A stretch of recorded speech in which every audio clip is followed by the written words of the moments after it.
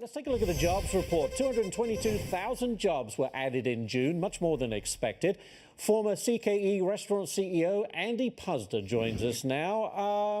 Okay, Andy, what's your thoughts on the latest jobs report?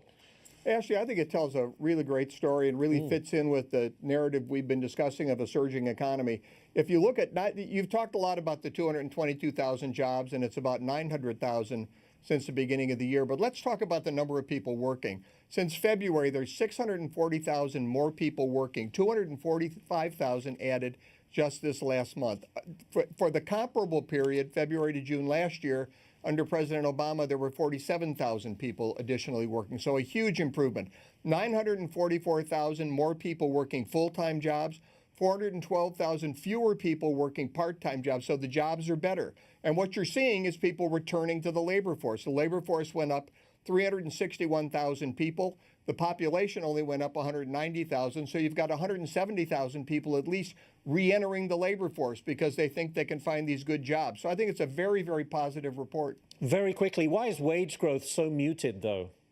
Well, one of the reasons I just gave you, 361,000 people re-entered the labor, 170,000 re-entered, 190,000 from population came back into the labor force. So you've got more competition for the jobs that are out there. Once the economy starts to absorb these individuals, I think you're going to see wages go up. I wanted to get away from the jobs report if we can, Andy, and just talk about these anti-capitalist protests that we see at every G20 meeting. And here they are outside the G20 summit in Hamburg, Germany. Why do we see such violent opposition to capitalism? I just don't get it.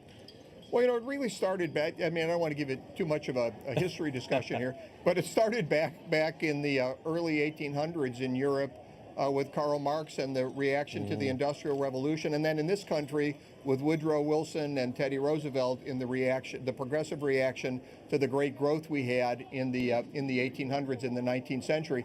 And it continues on. These people they for some reason, despite all the evidence, despite all the economic growth, despite all the prosperity that capitalism creates, they still seem to think that there should be a group of elite people that take control of the economy and government and run our lives. And this is something we have to fight very, very definitively. I think the president's speech in Poland defending Western culture was very helpful in this respect. But these people just believe government and a group of government elites are better able to run our lives than we are, and I just think they're wrong. All right, let's get back to politics in this country, Andy. The Democrats are floating some new campaign slogans for 2018. One of them is this, and it basically says, Democrats 2018, have you seen the other guys, question mark, which says to me, hey, we're not great, but they're not great either. Is this a winning strategy, honestly? Well, it kind of opens you up to, you know, to the rebuttal. Yeah, I've seen the other guys, but now I'm looking at you. You know, it's just, I mean, these people have lost. They've lost the state legislators. They've lost the governorships. They've lost the presidency, the House, and the Senate. I mean, give up already. It's time for Democrats to move back to the middle. If they don't move back, and I pray they don't move back to the middle, but if they don't move back, Republicans are going to be in charge and going to be holding office for a long time. So I hope they keep this up. It's a great slogan. Nancy Pelosi is the perfect leader for the party, and just keep doing what you're doing. I love it. Andy Puzder, have a great weekend, Andy. Thanks for joining us. Appreciate it. Good to be here.